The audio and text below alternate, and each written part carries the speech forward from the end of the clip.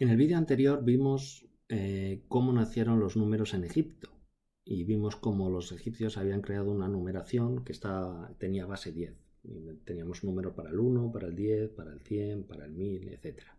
Bueno, pues los egipcios, que eran una de las culturas más prestigiosas de la Edad del Bronce, pues les copiaron todo lo que pasaba por allí. Y uno de esos que les copiaron fueron los griegos de la época, que en esa época se llamaban micenios. O bueno, ellos no se llamaban micenios, nosotros los llamamos micenios. Micenas es famosa por una historia que es la guerra de Troya. La Ilíada, la Odisea, Ulises, Aquiles. Bueno, pues otra de las cosas que hicieron fue copiarles a los egipcios sus números. Los griegos en micenios, fijaros que luego desaparecieron de la historia. Con el colapso de la Edad del Bronce desaparecieron. Llegó hasta el punto que los griegos se les olvidó cómo escribir. Las generaciones siguientes a los micenios, a los que llamamos nosotros micenios, dejaron de saber cómo escribir y por tanto cómo representar los números. Pero antes de que pasara eso, hubo otra civilización que a su vez copió a los griegos. Y esa civilización fue la etrusca.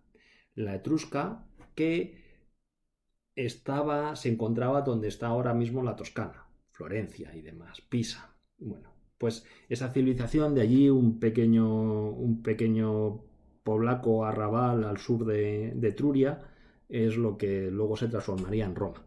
Entonces, los romanos tomaron de los etruscos la numeración, que a su vez los etruscos habían tomado de los micenios y que los micenios a su vez habían tomado de los egipcios. Bueno, pues esa numeración se mantiene en la misma base 10. El 1 al 10, al 100, al 1000, etc. Lo que pasa es que lo único que cambia son los símbolos. Una cosa son los símbolos que tienen los egipcios a los símbolos que van a usar los griegos o finalmente los números que van a usar los romanos.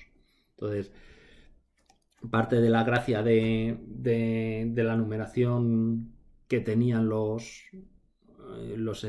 egipcios era la belleza. Y cuando hablamos en el vídeo de los egipcios, ya hablamos de la estética que tenía un número egipcio. Era bonito, era una representación artística. En el caso de los griegos y después de los romanos, las letras no están definidas para ser estéticas, sino para ser prácticas. La belleza, en el caso de los romanos, está en la parsimonia, en ser algo sencillo. Entonces, para empezar, los griegos escribían en un tipo de escritura que se llamaba lineal. Entonces, esto de apilar figuras arriba abajo no tiene sentido. El texto se lee en la misma línea. Entonces, eso lleva a que, por ejemplo, apilar 5, 6, 7 números, 7 palotes o 7 herraduras, pues que tenían los egipcios, pues no tiene mucho sentido, queda muy feo. Entonces, para intentarse simplificar, lo que inventan los griegos es crear el número 5, el 50 o el 500, en que pueden reemplazar 5 figuras iguales por una nueva. En el caso del 5, los griegos usaban la letra gamma, los romanos la sustituirían por la letra V. En el caso de 50, pues los griegos cogían la letra gamma y dentro dibujaban un delta. Los romanos usarán la letra L. Y, por ejemplo, para el 500, si para el 100 los griegos usan una H, pues para el 500 cogerán la gamma y dibujarán la H en pequeñito dentro. Entonces, ¿qué harán los romanos? Pues reemplazarán por otra letra, la letra D. Entonces, ese es un primer paso. Parece que estamos simplificando. En la práctica estamos acabando con la base 10 y nos estamos complicando muchísimo la vida. Pero bueno, lo que es a la hora de escribir lo estamos simplificando. Estamos pasando a tener una letra para el 1, el 10, el 100, 1000, a tener una para el 1, el 5, el 10, 50, el 100, el 500 o el 1000. Esa solo es una parte. Pero ya en sí, una vez que te pones a intentar hacerlo todo más comprimido, pues dibujar 4 palos para el 4 o 4X para el 40 o 4Cs para el 500 es un rollo. Quien dice eso, pues lo mismo para el 9, que es una V y 4 unos, o para el 90, que es una L y 4X, o para el 900, que es una D y 4 Cs. Entonces, eso es un rollo. Es un rollo y entonces si lo que vas a intentar es simplificarlo, pues dices, pues mira, en vez de poner el 9 sumando el 5 más 4, pues lo que hago es el 10 menos el 1. Entonces, eso lleva a los romanos a poner, cuando pones una cifra más baja delante en vez de detrás, lo que estás haciendo no es sumar, sino restar.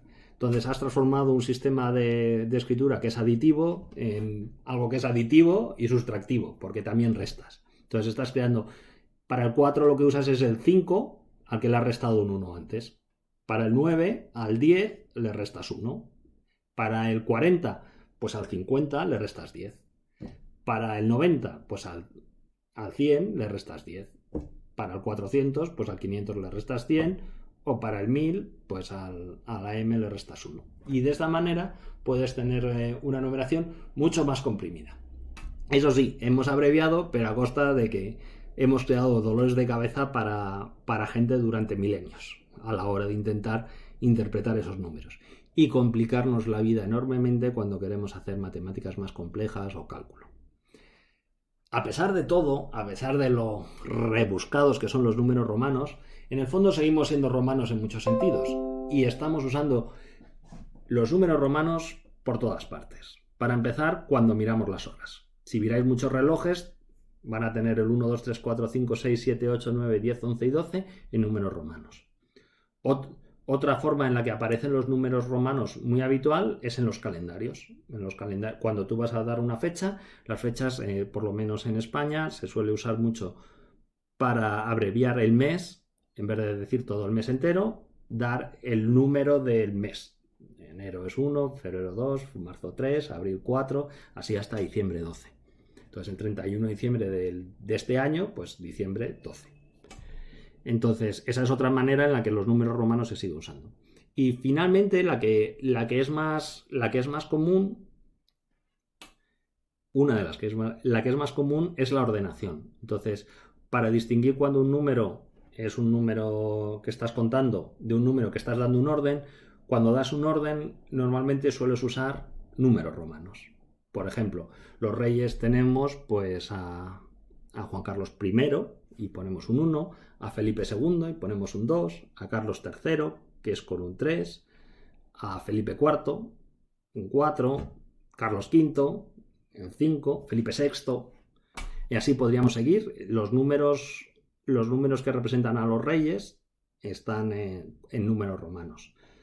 También las enumeraciones, cuando vamos enumerando primero, segundo, tercero, cuarto o quinto, es muy habitual que usemos numeración romana. Otro caso en el que también se usan los números romanos es para representar años. Entonces, es muy habitual si vais a representaciones históricas, por ejemplo, en la Puerta de Alcalá, en Madrid, veis esta representación donde pone Rey Carolo, el rey Carlos, palo, palo, palo, Carlos III, y el año en que se construyó la Puerta de Alcalá. Entonces, si vamos mirando el número poco a poco, tenemos primero una M, luego 1000, luego una D, luego 500, C 100, más otros 100, más otros 50 por la L, más 10 por la X, más otros 10 por la X, más otros 5 por la V y luego un 3 por los tres últimos palotes. Entonces, si queremos saber qué año es, tenemos que sumar todas las letras. 1000, 500, 600, 700, 50, 60, 70 y 5 y 8. 1778. Ese es el año en que se construyó la Puerta de Alcalá. ¿Otros ejemplos? Bueno, pues si vamos a la Basílica de San Pedro, también ahí en una esquinita, también viene el año en que se terminó más que la Basílica, lo que se terminó fue la plaza de San Pedro. Entonces ahí vemos que hay una M de 1000, más 500, 1500, más 100, 1600, más un 10, 1610 y dos palitos más, 1612, que es el año en que se terminó con la columnata de Bernini incluido. Y un ejemplo más moderno, por ejemplo, en la Estatua de la Libertad, si vamos a lo que está en una mano lleva la antorcha, eso no tiene pérdida, pero en la otra mano lo que lleva, veis, es como unas tablas, y en esas tablas pone 4 de julio, el 4 en números romanos, 1 y y el 4, y luego viene el año. Entonces el año es 1000 más 500, 1500, más 100, 1600, más 100, 1700, más 50, 1750, más 10, 1760, más 10, 1770, más 5, 1775 y más 1, 1776. Ese es el año de la independencia de Estados Unidos y que es el que está representado en la Estatua de la Libertad. Entonces, vemos cómo si sabemos podemos leer estos números. También podemos ir a la inversa, por ejemplo, ¿en qué año nací yo? Bueno, pues nací en el año, tenemos que poner primero una M de 1000, luego habrá que poner una D de 500, 1500 y luego habrá que poner Cs. 1600, 1700, 1800 u 1900. No, ya hemos puesto demasiadas Cs. Tenemos que rebobinar. Entonces vamos a poner una M de 1000, luego le vamos a restar al otro 1000 C, 100. Ponemos MCM, ya tenemos 1900. Vale, ya hemos pasado el primer momento de pánico, 1900. Y ahora continuamos. 1900, le añadimos una L y ya tenemos 1950. Una X para 1960, qué mal estoy, por Dios.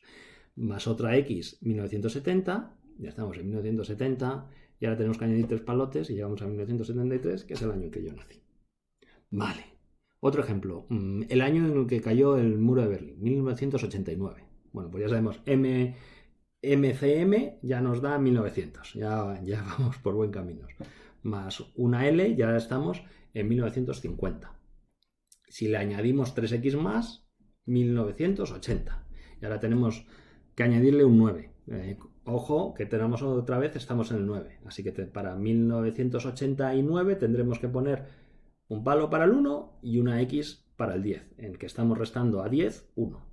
Y entonces ya tenemos el año completo, 1989. Ahora es cuestión de practicar. Así que inventaros cifras y ver si sois capaz de escribirlas en romano.